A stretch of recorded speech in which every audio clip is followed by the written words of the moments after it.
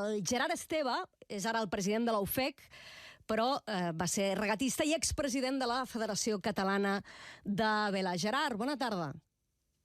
Molt bona tarda. Bé, la primera pregunta que et volia fer és que els organitzadors de la Copa de l'Amèrica, ja ho direm bé, asseguren que és la prova esportiva amb més impacte després d'uns Jocs i un Mundial de futbol, i voldríem saber per què. Bé, primer perquè s'allarga en el temps. Com molt bé heu dit vosaltres, això són 4 anys de preparació, els 2 últims amb molta intensitat. Hi ha tota aquesta prova prèvia, que és aquesta Louis Vuitton que vosaltres parlàveu, que són aquests challengers, que són aquests últims 6 equips, els millors 6 equips, diguem-ne, que volen anar contra el que ha guanyat el títol, que en aquest cas és el Team New Zealand, i per tant això s'allarga en el temps. No és un impacte només de 10 dies o de 15 dies, sinó que s'allarga en el temps. I després hi ha una altra cosa que hem de tenir en compte. A l'última evolució, els pressupostos de cada un d'aquestes embarcacions, comptant el seu conjunt, superaven en molts casos els 1.000 milions d'euros. Per tant, cada equip, cada barco, tot el que representa el barco, l'I+D, més tot l'equip, més tota l'acció que l'envolta, cada equip són 1.000 milions d'euros. Doncs sumeu tots els equips que participen, aquí ja comencem a treure una miqueta l'entrellat del per què aquest impacte econòmic tan potent d'aquesta prova. I després a nivell televisiu. A nivell televisiu és dels esdeveniments més vistos del món, sobretot la final. A Louis Vuitton també, però sobretot la final, que té un impacte televisiu brutal. Sí, té una audiència molt important. A quina regió és l'impacte més important? No em fa la sensació que aquí, per exemple, hi hagi... No, a tot el món, però, per exemple, els americans la segueixen moltíssim, tot el que és Nord-Amèrica hi ha una afició brutal, Austràlia, Nova Zelanda, tots els països del nord d'Europa, hi ha moltíssima afició amb el seguiment.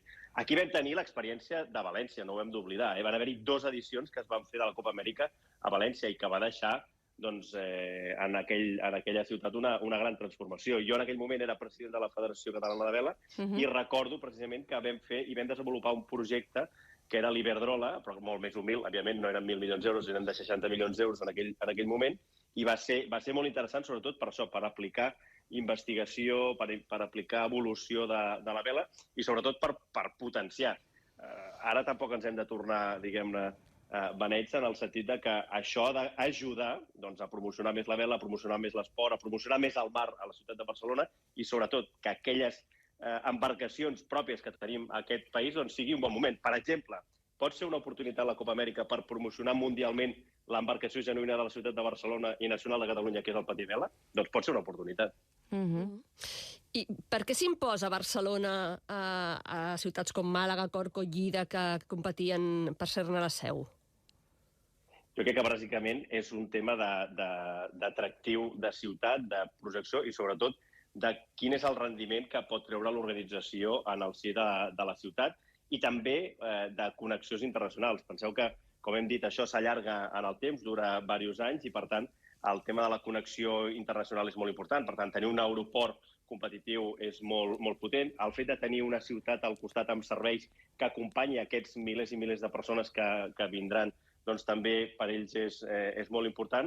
I després, perquè en el cas europeu també és un lloc molt potent comparat amb les altres, que no vol dir que no siguin unes bones candidatures, però bueno, Màlaga i Barcelona, doncs evident, Barcelona és molt potent en aquest sentit. L'impacte cap a la ciutat, ja ho hem comentat, que pot ser molt important, però clar, això també té un primer cost per la ciutat i per les institucions important. Què costa portar la Copa Amèrica, en aquest cas a Barcelona, la Copa de l'Amèrica?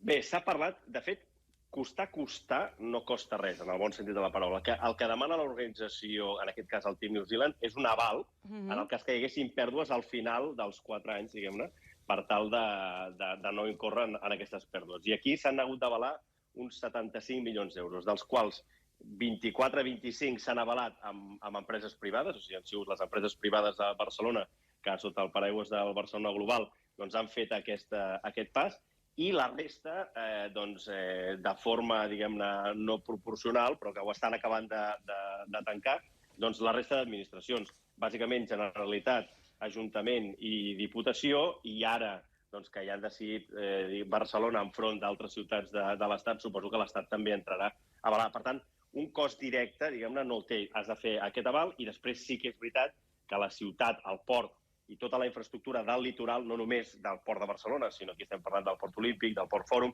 i del litoral barceloní. Jo crec que més allà ja estan parlant de Mataró en alguns equips o cap al sud, doncs posar infraestructura a disposició dels diferents equips perquè això tiri endavant i puguin desenvolupar doncs, el seu I+D, puguin desenvolupar els seus entrenaments i tots aquests equips i aquest entorn dels equips doncs, es puguin desenvolupar amb solvència i sobretot amb capacitat per ser competitius. Però no parlem de construir, que s'hagi de construir grans infraestructures al port, o recordo que a València, per exemple, es va remodelar l'aeroport, el passeig marítim. En aquest cas, la ciutat no haurà d'invertir en grans infraestructures.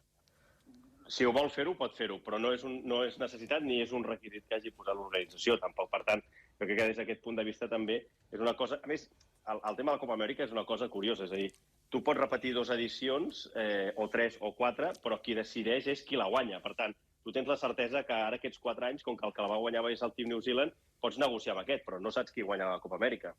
Pots tenir un acord amb aquests per renovar a la següent, però només si aquests guanyen. Si guanya l'americà, o guanya el francès, o guanya el d'Austràlia, doncs aquests s'ho emporten a una altra banda. No? I, per tant, tot allò que es faci no ha de representar un cost per a la ciutat, sinó al contrari, ha de ser la capacitat de poder, diguem-ne, generar riquesa, de generar atractiu, de generar promoció de la ciutat, de generar afició, insisteixo, jo crec que és molt important, és una oportunitat perquè la gent de Barcelona vagi al mar, perquè la gent de Barcelona practiqui la vela, practiqui els esports nàutics, perquè siguem capaços de potenciar aquelles embarcacions, insisteixo, genuïnes de la ciutat, i això no cal transformar un passeig marítim, sinó que cal és posar la infraestructura i lligar aquest gran esdeveniment amb la democratització de l'esport. Doncs n'hi haurà temps per parlar-ne d'aquí al 2024, de ben segur que ho tornarem a fer. Gerard Esteve, president de l'OFEC i expresident de la Federació Catalana de Vela, moltes gràcies per atendre la trucada del Tot Costa. Nosaltres sempre dèiem, qui no corre, vela. Perfecte. Gràcies.